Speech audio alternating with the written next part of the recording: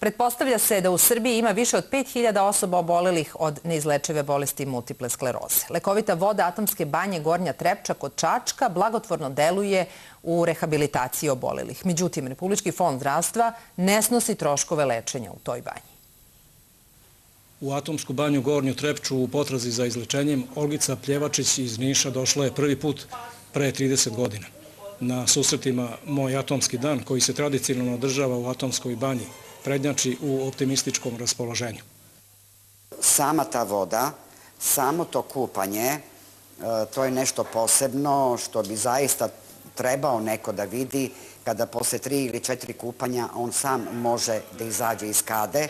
Iako još nema leka za multiplu sklerozu, rehabilitacija u Atomskoj banji zaustavlja napredovanje bolesti.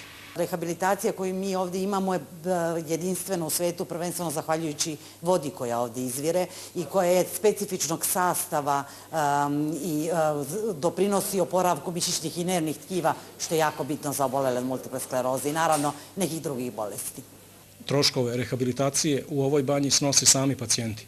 U Republičkom udruženju obolelih od MS-a očekuju da će se uskoro terapije finansirati iz Fonda zdravstvenog osiguranja. Nadamo se da će se to uskoro završiti i da će svi oboleli od multiple moći da dobiju preko fonda 2 puta godišnje po 21 dan, koliko je u stvari potrebna banjska rehabilitacija. U Srbiji se trenutno lekom interferonom leči 538 obolelih od multiple skleroze.